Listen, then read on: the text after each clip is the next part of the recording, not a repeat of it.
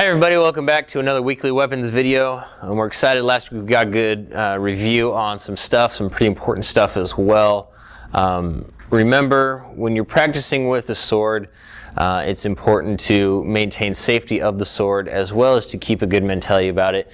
Always treat it as a weapon. It doesn't matter what type of sword, whether it's a wooden sword, a unsharpened metal sword, or in some cases a actual sharp sword.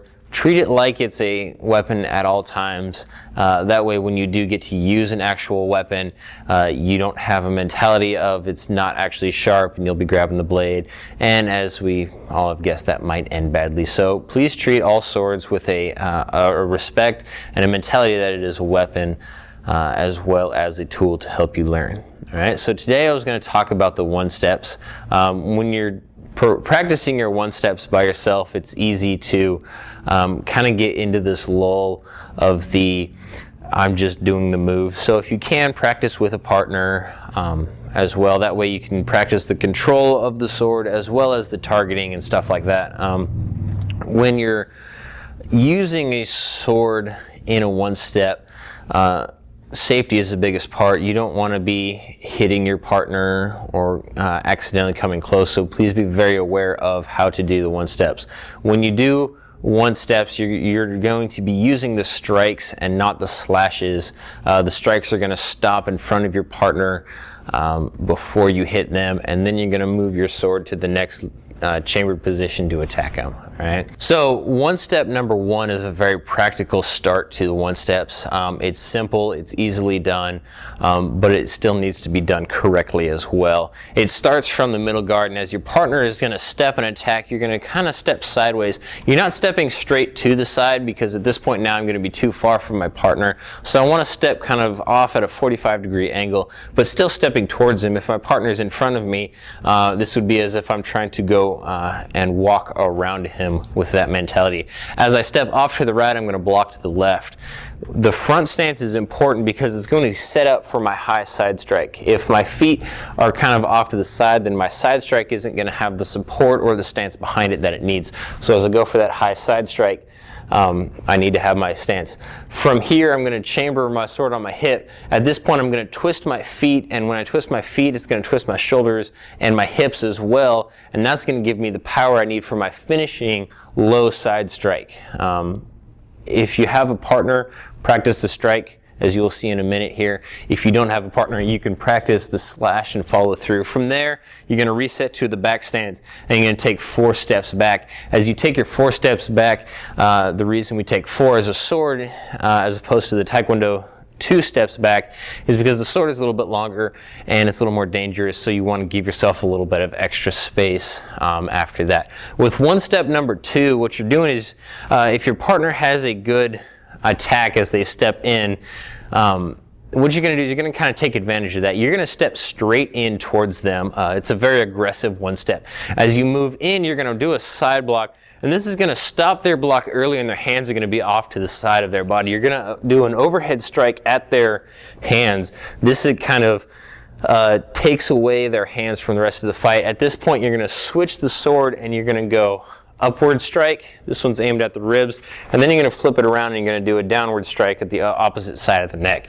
If you don't have a partner, you can step in, block, overhead strike, upward and downward as well, and that one works as well. Once again, after that final strike, back stance, and then 4 steps back as well. All right, so now I'm going to show you what it looks like with a partner. Okay, so when you're doing one steps with a partner, your partner is going to step and attack with the right leg, and the attack is going to be a high left side strike. That means that everything is going to be coming from the right side, much like a TaeKwonDo one step.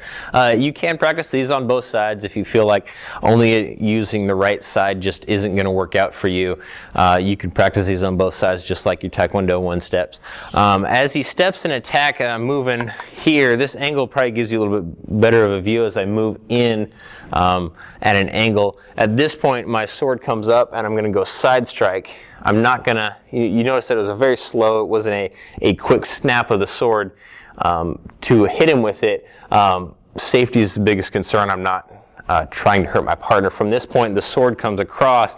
I must get the chambered position as I twist my feet into that final low side strike before I reset with my guard up and take my 4 steps back as I do that. With one step number 2, I talked about his excellent swing. As he steps and attacks, you notice that his hands are out in front of him. This is a good striking position with what we want. And what I'm going to do is I'm going to take advantage of that. So as he steps and attack, I'm going to step in and stop. And his hands here are kind of off to the side, which is exactly what I want. This here is going to disable his sword and his hands for the remainder of the 1 step so that I'm able to go for the upward strike and then the downward strike as well. The upward strike goes at his ribs and the high strike goes on the opposite side of his body downwards to his neck. After I attack here, reset to the back stance with the middle guard, and then I'm going to take my 4 steps back. When you are practicing with a partner, safety is of the utmost concern. Again, it's slow and it has a lot of control to it. All right, so the next thing I want to talk about is when it comes to practicing with the sword and watching these videos and maybe taking a sword class during the summer camps or the seminars, you're not really being trained on how to use that sword effectively. It's kind of like Taekwondo. You can come in, you can take a month's worth of classes, and by the time you leave, you're not going to be proficient in Taekwondo to the point where you would be able to use it in a self-defense situation. Now we have the 1 steps, and in Taekwondo those are kind of the beginning stages of sparring and self-defense, being able to react and to attack another person, getting used to different targets and stuff like that. So that's the mentality behind those as well. And Taekwondo, we have our escape skills. What we're going to do today is I'm going to show you a quick sort of like a 1 step, but it's a self-defense interaction with our partner. We're going to work on sword retention. If somebody tries to grab your sword from you, how to retain it. And then once you have control over your sword, how to effectively use your sword to sort of get out of the situation. So I'm holding my sword, and the first one we're going to do is he's going to attack me. Not really attack me, he's just going to grab for my sword. My sword is it's held by my side, it's sheathed.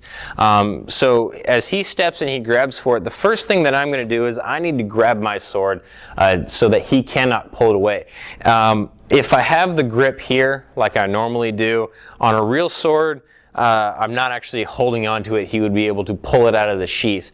So the first thing that I want to do is I want to grab the sword. When I grab the sword, it's important that I grab the sword like I'm going to be using it. If I grab it palm up this way, then eventually when I draw the sword, it'll be backwards, and that's going to be a big problem. So I got to grab the sword like I'm using it. All right.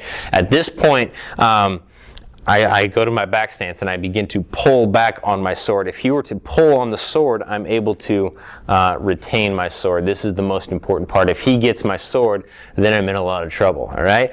To break his grip on the sword, I'm going to let go with my left hand. So the hand that is holding the sheath is going to let go. And what I'm going to do is I'm going to grab at his wrist. And I want my middle finger and my thumb to be right at the bend of his wrist. All right. Make sure that you grab with everything, with all your fingers as well. Don't grab here. You're not going to have any strength behind it. So once you grab his wrist, you're going to pull it towards you, and that's going to break the wrist.